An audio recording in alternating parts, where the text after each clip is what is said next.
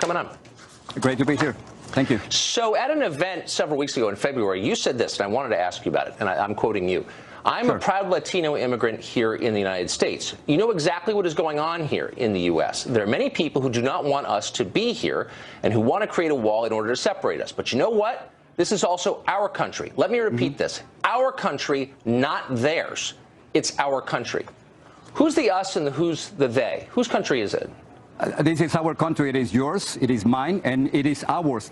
The interesting thing is that with the Trump administration and many people who support Donald Trump, they think it is their country, that it is a white country, and they are absolutely wrong. This is not a white country. This is not their country. It is ours, and that's precisely what I'm saying. Look, in 2044, in 2044, this country, the white population will become a minority. It will be a majority country. That's precisely what I'm saying. Latinos, Asians, African Americans, whites. It is our country, Tucker. Right. Yeah. Well, let me just point out that you are white. Obviously, you're whiter than I am. You've got blue eyes. So, I mean, I don't know exactly what you mean by white or Latino, but let me just ask you again to explain our country, not theirs. Who is they? Whose country is it not? Well, many people who want to go back to 1965 when there was a white majority. Many people who believe that Latinos and immigrants and refugees shouldn't be here. That's precisely what I was referring to. So it's not their country? Before the election, belong to those people? What are you saying? Well, it's also their country, but it's not only their country. Right, we have to understand that this is a multicultural, multiracial country, and we have to live and be tolerant. And that's exactly what I was referring to. Well, I certainly agree with that. Country. Now, I don't want to bring this to race. You did, so I'm going to follow up on that. You have posited yourself as the leader of Latinos, and I'm not exactly sure what that word means. So Latinos seem to encompass, I don't know, German Guatemalans and Italian Argentines and Afro-Cubans and non-Spanish speaking Peruvians and, I don't know, blue-eyed rich Mexicans like you. What do those groups have in common exactly? Well, what we have in common is that mostly that we come from a region in the world, Latin America, and there are many differences. Many people call them Latinos, many people call them Hispanics. We tend to speak more Spanish at home than others. We have not only hundreds but thousands of mass media in our own language, in contrast with what happened with Italians or Europeans before us. So in other words, it's a kind of immigration that has a distinct characteristics that others didn't have before. But what is distinct, again, just to be totally clear, if I am a non-Spanish speaking Brazilian, I speak Portuguese, I'm a non-Spanish speaking Peruvian, I'm 100% German, but I live in Guatemala, and there are a lot of them there, as you know. There are also a lot of 100% Italian people in Argentina. There are a lot of African Latin American Cubans. What do they have in common? A lot of them don't like each other. They don't speak the same language. They have very different cultures. I don't understand why they're under one heading. It's not really that complicated. It's simply a matter of a country of origin, either for you or for your family. Again, most of us speak Spanish. Most of us come from Latin America. About half the Latino population, adult Latino population, are immigrants. So that's what differentiates us from other groups. But mostly has to do with the country of origin. That's okay. It still doesn't make any sense to me at all. But as a political matter, it makes a lot of sense because it allows people like you to say, I represent everybody on an entire continent, when clearly that's not true. Well, our conversation with Jorge Ramos continues in just a minute. There's a lot more ahead. Plus, the big push to repeal Obamacare began just 2 days ago, yet it's already in trouble. Talk to Speaker of the House, Paul Ryan, to see if the Republican Party's plan can be saved and find out whether Congress plans to act on the rest of President Trump's agenda, which it has not been acting on. Also, one guest who says today's women's marches and others like them expose American liberalism as exhausted, a sham ideology more interested in genitalia-shaped hats than human freedom. It's a fascinating position, and he'll explain it for us just ahead. With Univision anchor Jorge Ramos, the part where he gives up and admits, I'm right. Just kidding. Why?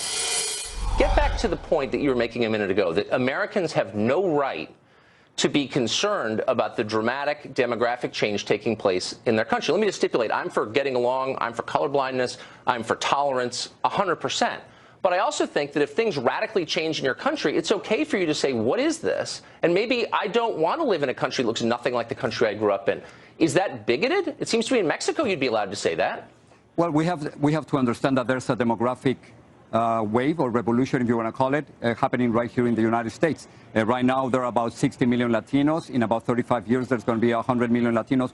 1 in 3 is going to be a Latino. So there's a demographic revolution or a Latino revolution going on. Now, on the other hand, if you are implying that there's an invasion to the United States, that is I'm not saying invasion. I'm merely saying you're name-calling. Wait, you come to this country, you make a ton of money, and then you yell at people who say, well, wait a second, you know, this is having an effect on my kid's school, on my culture, on the economy, and your point is you're not allowed to have that opinion. Actually, that is not true. It's obviously it's having an impact, but it's having a positive impact. Yeah, in some ways it is, but not in all ways. No.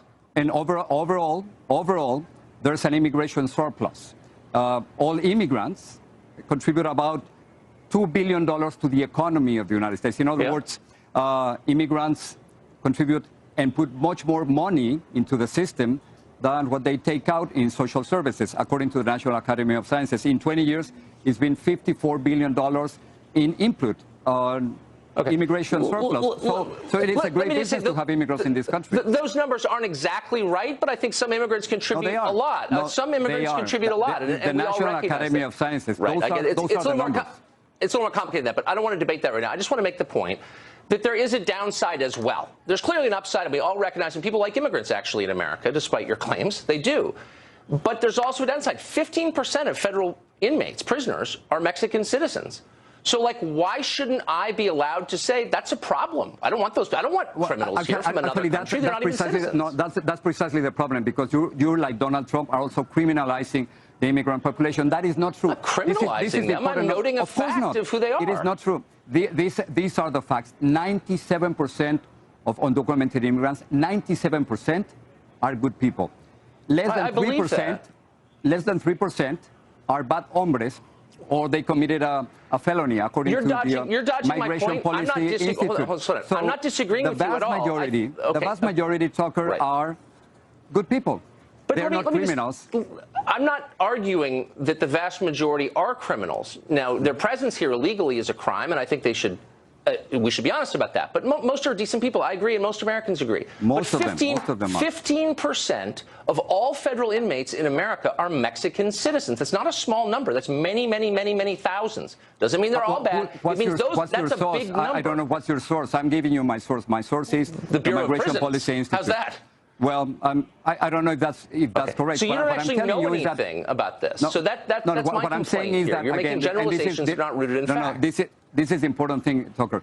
3%, less than 3% of undocumented immigrants commit felonies. In contrast, about 6% of Americans commit felonies. In other words, the more immigrants that you have, the more immigrants that you have. You made that point at the outset. So let me just ask you one last question. We're almost out of time, and you don't have command of these numbers, so it's pointless. But let me ask you this, a theoretical question. What immigration restrictions would you favor in Mexico? It's already a felony to be there illegally, but what further restrictions in the country of Mexico, the country of your birth, would you favor? Mexico is a terrible example for the protection of immigrants. Mexico treats Central American immigrants in a terrible way. So I wouldn't put Mexico as an example. I think countries should be judged by the way they treat the most vulnerable, not the most powerful. And Mexico is doing a horrible job when it comes to human rights and when it comes to treating Central Americans. On the other hand, here in the United States, I think we have the responsibility to treat immigrants in a decent, in a humane way. We are responsible partly because of that. They come here, undocumented immigrants, because there are thousands of American companies who hire them, and millions of Americans, including you and me and the audience, who benefit from their work. So I think we have the right and the responsibility to treat them much better than the way they treat them in Mexico. Let me just ask you really quickly. Will you just acknowledge the truth, and you're obviously a very rich person, and I'm around rich people a lot. Rich people in America disproportionately benefit from low-wage, low-skilled immigration in the form of household help, in the form of cheap labor. Let's be totally honest. The middle of the country doesn't benefit a lot from this. It lowers wages. They don't hire a lot of household help. And there is a lot of crime, whether you're willing to admit it or not. So why are they bigots for... No, there's not a lot of crime because... Look, you don't actually know that, so let's just pretend that I didn't say that because it's a stupid argument. Donald Trump is the king of fake news when it comes to I've heard the talking points. But let me just get back to the economics of it. It doesn't actually help an American citizen born here making 40 grand a year to have a bunch of people willing to work for 25 grand a year move into his town. Will you concede that? No. there's a minimum impact on. No, you can laugh if you want, but that's not the truth. Because you're laughing, that doesn't mean it's the truth. Check the National Academy of Sciences. There's an immigration surplus. Overall, immigrants contribute much more to the economy than what they take away in education and social services. Those are the facts. Some people might be affected, but overall, which is what we care about, overall, they have a positive impact. Okay. Jorge Ramos, thanks a lot for joining us. I appreciate it. Thank you. Thanks. Well, the GOP's Obamacare replacement is already in trouble. Up next, we'll ask House Speaker Paul Ryan whether it will become law in the end. Stay tuned. Years after Obamacare passed, Washington is once again at war over health care. The war isn't simply one between Democrats and Republicans, but instead between different factions of the Republican majority in the Congress. We'll talk to the Speaker of the House, Paul Ryan, in just a minute. But first, take a look at what's been happening here in Washington. This is what the American people have asked for. This is what those of this country have wanted. And we have been willing to listen, and now we will lead. Right now, where it is, it's not what we told the voters we were going to do, and I don't think it's going to bring down the cost of insurance, which has got to be our goal. This is the conservative alternative to Obamacare. This is how we're going to reform health care in America and give choice back to people, rescue the failing individual market. We're proud of this piece of legislation. What's been introduced in the House in the last 24 hours is not the Obamacare replacement plan, not the Obamacare repeal plan we've been hoping for. This is instead a step in the wrong direction. Well, the Speaker of the House may have his work cut out for him. The American Health Care Act, his bid for replacing Obamacare, is getting blasted by some of the conservatives whose support he may need to pass it. The House Freedom Caucus says it is, quote, Obamacare light. The Heritage Foundation says the bill misses the mark. Several Republican senators say they are unimpressed. What exactly is going on? Speaker of the House Paul Ryan joins us now with an update on all this. Mr. Speaker, thanks for joining us. Yeah, you bet, Tucker. Good to be with you. So it's been 7 years to the month since Obamacare passed. And I guess the obvious question is, why in all that time couldn't Republicans formulate a plan most of them agreed on before going public with it? It looks instead like chaos. Why is that?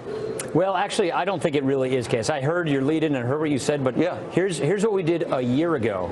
A year ago, House Republicans said we need to take a plan to repeal and replace Obamacare to the country. We spent a year working on this plan. All House Republicans participated in this. We had these working groups where anybody who had an idea brought it to the table. Right. And then we reached consensus as conservatives, as Republicans, on what that plan looked like. We called it a better way. We put it on the internet. We all ran for Congress in 2016 on that plan. I remember. It was modeled on the Tom Price legislation. That's what this is. This is the legislative text of that plan that we ran in 2016 on what we would replace Obamacare with. Tom Price, who's now the Secretary of HHS, was the architect of it. 12 Freedom Caucus members were the co-sponsor of that bill as recently as December. So we are going through what I would call the sort of typical growing pains from being an opposition party fighting Barack Obama and Nancy Pelosi and Harry Reid to a governing party. And now we're translating that legislation, that plan, into a bill. Look, I'm really excited. Here's why I'm excited. Wait, may I just ask you just really quick? Yeah, go ahead. So you rolled it out yesterday. You said you've been working on this for a year with some, with precise terms and everything. When you rolled out, you must have known that lots of members of the Freedom Caucus and the Heritage Foundation and a bunch of Republican senators were going to start barking about it. Why not wait until everyone's on board with the version before rolling it out? Well, like I said, all these folks helped pass this. We campaigned on this last year. Right. We did talk with all of these people. What I think is happening is people are getting a little confused about what you can and cannot put in what we call a reconciliation bill. Right. So I'm getting a little technical here. No, I understand. But there's 3 phases here, and that's what a lot of outside groups and folks just don't understand, the fact that if we put everything in the bill we possibly want, we would have a filibuster. We wouldn't be able to pass it in the Senate. So this bill, which is the first phase of a 3-phase plan, is what we can pass without a filibuster in a budget bill. There are things like interstate shopping on health care, association of health plans to let people bulk buy their health insurance nationwide through buying pools, medical liability reform, all those things we very much believe in, which is part of our Better Way agenda. You cannot put in a budget bill because then they can filibuster that entire bill. I understand. And tort reform and lots to other things. And I don't want to keep pressing you on this because you know as well as I. But these are members of Congress, so they know that. They know what a reconciliation bill is. Well, we're finding that some don't. So what we're having here is we're passing this first installment, which is to gut Obamacare, repeal the mandates, repeal the taxes, repeal the spending. Then we replace it with conservative Republican tax policy that has been long-standing conservative reform. Health savings accounts. Tax credits go by what you want to buy in state-regulated marketplaces, not federal, and risk pools. This is something that conservatives through the Heritage Foundation, through AEI, have been pushing for years. And then the other pieces that we really believe in, Tom Price in Phase 2 deregulates the marketplace. There are 1,442 provisions in Obamacare that says the Secretary has discretion. Tom Price is going to use that discretion to unwind Obamacare. And then Phase 3, pass those other bills we very much believe in, like shopping across state lines, like medical liability reform. Those things will pass here in the House because it only takes a majority. We're going to send it to the Senate. We're going to put pressure on the Senate to pass it, but they can't filibuster that. Okay, so here's the problem right here, Tucker. It took me like 7 sentences to explain all of that, and it's that confusion that I think is surrounding this issue. But the point here is we are keeping our promises. We're excited about this. We're taking one entitlement, we're defederalizing it, and we're capping it. The other entitlement, we're repealing it and replacing it with Republican conservative tax policy. This is nothing but a win for conservatives. Well, okay, so let's get to the tax policy. So as I understand it, and I'm just reading this, so I may have it wrong, but there's an investment tax in here, the net investment income tax. And as far as I know, it only kicks in on couples making over $250,000 a year. So it's a tax on wealthy investors, and you're eliminating it.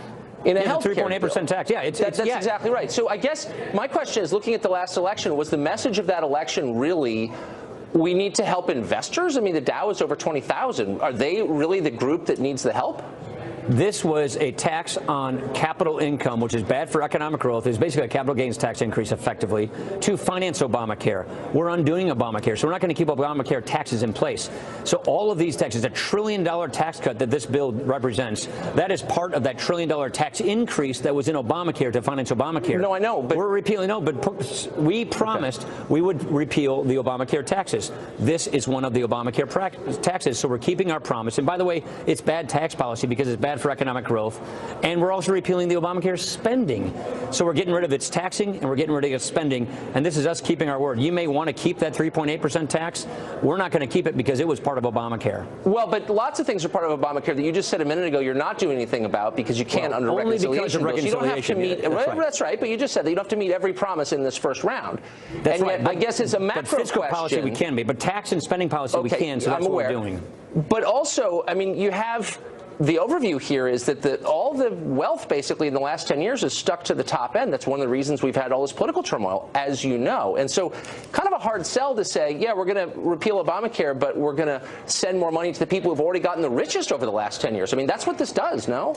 I'm not a leftist. It's just that's true. I'm not that concerned about it because we said we were going to repeal all the Obamacare taxes. This is one of the Obamacare taxes. The other point I'd say is this dramatically helps us toward tax reform. I know it gets a little wonky, but by getting rid of the Obamacare taxes, the next bill coming up this spring and summer is tax reform. And that means the new tax code that we're proposing, we put this in our Better Way plan too. It's a part of our blueprint. Go online and read that as well. That will not have to overcome those Obamacare taxes, meaning when we have a new replacement tax code to gut and replace this tax code, it won't have to also replace the Obamacare taxes. So by getting rid of all these taxes, we're lowering the revenue that is taken out of the American economy, out of families, out of businesses for the government, and we think that's really important. So tell me, the individual mandate was the thing that most people dislike the most, I think, about Obamacare. And I just want to make sure I understand this. So that's gone, but there's going to be a cost for late enrollment, and it's going to be, if I'm reading this right, 30% surcharge on the annual premium. So if a plan costs, say, $5,000 a year, that means you have to pay just an extra $1,500 a year to pay the penalty. Yeah, so let me explain why that is. So why wouldn't I just wait till I get sick to buy insurance? No, how is that going to work? That's the point. That's why we're tightening the enrollment period. We're having continuous coverage, and that's why Tom Price already put out a regulation saying we're not going to have an open enrollment period for a year. One of the reasons why Obamacare is collapsing and it's crashing and its prices are so high is because they had an open enrollment plan time for a year, which is exactly what you're saying is what is happening now. What we're trying to do is prevent that from happening so we can drop the price of health insurance. You can't just say to somebody, Wait until you get sick, then buy the health care. If you do that, then the health care gets really expensive. That's what's happening now. This tightens that up so that we can drop the cost of health care, but gives people a do-over. Gives it, look, if you want to go from this plan to the next plan, by the way, in the employer market, they already have these rights. So what we're basically trying to do here, Tucker, is equalize the treatment and the fairness between people who get health care from jobs and people who don't. People who get health care from their work, they can move from plan to plan without any penalty. We want to just give people in the individual market, guys working $10, $15 an hour jobs that don't get health care at it, we want them to be able to be successful. We want them to be able to have the same kind of tax treatment everybody else gets so that they can get affordable care. This does that. So what are you going to do about emergency Medicaid, which is a huge cost for the states? Billions a year are spent. It's 100% goes to illegal aliens, as you know. Journal of the American Medical Association, 99% of this money goes to illegals, mostly to bear children at public expense in U.S. hospitals. And again, it's a big problem. Why isn't that defunded in this?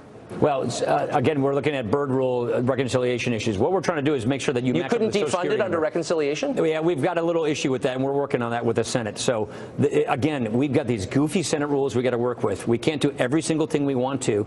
We would do all of these things if we could without getting a filibuster, but we don't want to jeopardize this bill and make it subject to a filibuster, which means we can't do anything. So that's why we're trying to do this, so that we conform to the Senate rules. But here's one more point I'd say. Because we're delegating, we're giving Medicaid back to the states. It's a massive amount of federalism. Then the border state governors can do that. The border state governors decide what happens with their Medicaid populations. We cap it. We stop the expansion. We grow it at a slower rate over time, which saves trillions in the out years, which is a massive amount of debt reduction. And that is what we're doing here, which is a huge, huge conservative step forward for entitlement reform as well. More with Speaker of the House Paul Ryan ahead. We've wondered why Congress is heading home so often, really often, instead of doing the work they have on the Hill. We're going to ask him that in just a second. Stay tuned. For now, the rest of our interview with Speaker of the House Paul Ryan. Here's the fun part. So, as you know, we're 47 days into the Trump administration, and really nothing's gone through the Congress. At this point, during the Obama administration 8 years ago, they passed all kinds of stuff. I disagree with that. What are the big pieces of legislation that have moved through the Congress? So the reason, and we have a 200-day plan, and we're right on schedule with it. No, but I'm just saying, compared to Obama, I'm getting who got there. big Just hang on a second. Done. Okay. So the first 2 months, we had this tool called the Congressional Review Act, which is time sensitive. You can only use it for so long. And what we're using is we're going back and getting Obama-era regulations and repealing those regulations, sending that bill to the Senate. We've done about 15 here in the House. Like the coal one. Remember the one where Donald Trump did that bill signing with the coal workers?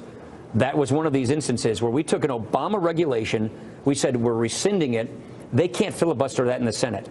But we only have 60 days to use this tool. So we consume the first 2 months going after Obama regulations that are job-killing regulations because they can't filibuster that. Then we're moving to Obamacare, which is where we are right now. But how many pieces of legislation have been signed by the president into law?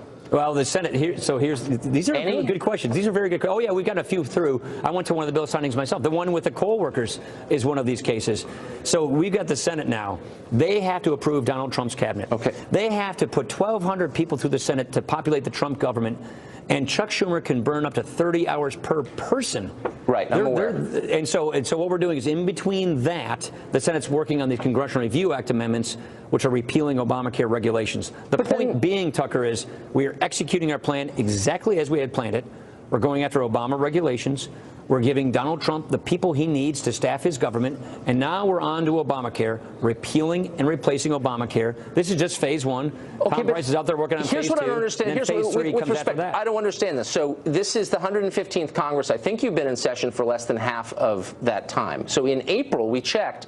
The House is in session for 8 days in April. There's a lot to do. Nothing meaningful really has been. I mean, you could say I went to a bill signing about coal, but there's a lot of stuff that hasn't been done that he promised, and it hasn't made its way through Congress. Not all your fault, obviously, but 8 days is not a lot of time to be working in an entire month. Why? Actually, we're producing a lot here. I'm very excited about it. Actually, the real why is because how long it takes to pass things through the Senate. So we typically do like a 100-day plan. As you've heard, these 100 days. I sat down with Mitch McConnell, and we looked at the fact that they have to populate the Trump government with their employees, with their cabinet secretaries and assistant secretaries. And we made this a 200-day plan because we know the Democrats are doing everything to string out the clock, to delay and stall. And there are certain rules that they can use in the Senate to do that. So we have a 200-day plan. But in the House, are they the reason you're only there for 8 days in April? What is the reason for that? We want to talk to our constituents. We want to go listen to our constituents. But we have a new administration that can't get anything through the Congress. Shouldn't you put all that on a hold and just say we're going to get this done? 8 days is not a lot, right? I don't know off the top of my head if that's a correct stat or not. I think that's correct. Okay, well, I'll just take your word for it. The point is, we're piling up so many things in the Senate that they're still working on getting these people approved. So let me just give you a sense of what we're planning for the first 200 days. Repealing and replacing Obamacare, the biggest entitlement reform in a generation. Okay. Overhauling the IRS tax code, rebuilding the military, doing infrastructure, repealing harmful regulations, repealing Dodd-Frank and the Choice Act, which would replace it. All of those things, we're planning on doing it just in 2017. What about how exciting this is for us? What about funding the wall? Is that, are you going to? That's part of this too. That's part of our appropriations process. Okay. All right. Thanks, Mr. Speaker. I appreciate your coming on. Great. You got a lot to do. Thank you very much. Well, there's a lot going on politically. Protests in the streets, people getting mad, saying radical things. What's it all about? The other day in the Wall Street Journal, there was a fascinating piece written by Shelby Steele. He's a writer. He's a fellow at Stanford University's Hoover Institution, and he explains what exactly is going on. He joins us tonight. Mr. Steele, thanks a lot for coming on. Thanks for having me. So it's hard to summarize this piece tonight, and I hope that all of our viewers will read it. But basically you say the aims of liberalism have changed from freedom, which was the traditional aim of liberal movements throughout the last century, to something very different. Moral authority, you say, is the new goal of liberalism. Can you explain what you meant by that? Well, in the 60s, America, for the first time, had to face its sins, the sins of the past, the racism, the slavery, the sexism, and so forth, the militarism, and a very negative view of America came into being, and America was in need of moral authority to function as a legitimate society. Right. And this is where we evolved the liberalism that we still have today, which gives us a cover against that shame, a way to function in America and be, in a sense, above shameful America. Thus the sort of note of superiority in today's liberalism, this sort of moral superiority. We are the good. And regular, everyday Americans are still associated with that evil past and cannot be trusted. This, I think, has a lot to do with the vitriol in regard to Donald Trump. Yes. So you say a lot of this turns on the question of white guilt, but it's not what you think it is. You say this: white guilt is not guilt over injustices suffered by others. It's the terror of being stigmatized with America's old bigotries: racism, sexism, homophobia, xenophobia. To be stigmatized with any of these is to be utterly stripped of moral authority and made into a pariah. That's what this is about. Yes. And that problem that was what was new in the 60s, is that other groups, outside groups, blacks, women, had the ability to stigmatize America as a racist or sexist society. Right. Enormous power in stigmatization. It is the primary power that I think liberalism has exercised over the last 50, 60 years. It can stigmatize you. If you do anything, political correctness is an outgrowth of this. If you do anything to violate that what they consider to be the good, then you are in effect ruined. You are isolated. You are marginalized. Right. This is what we again see on campuses today: the pushing of muscling people aside. There's no reasoning. It's all muscling, moral muscling. So I'm reading your piece and I'm thinking, this doesn't sound like politics as I understand it, a debate over issues. This sounds like religion. This sounds like theology. This is a spiritual battle, at least, that one side is waging. Yes, exactly. Yes, liberalism is not an ideology. It is an identity. People who think of themselves as liberals really are adhering to an identity. To the idea of my personal self. I am the kind of person who is above racism, who is above sexism. And if you take that position there that I don't like, then you are challenging not just my ideas, but you're challenging me as a human being with a particular identity. And that is why the passions, the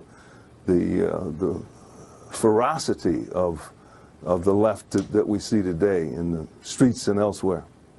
There's really no debating people on the basis of that, because you're not really talking about ideas or policies.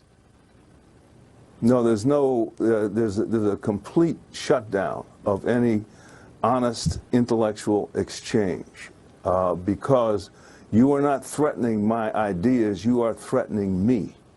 And I don't have the patience to be reasonable and argue with you on the basis of reason. Yeah. I need to literally extinguish or annihilate you and your position.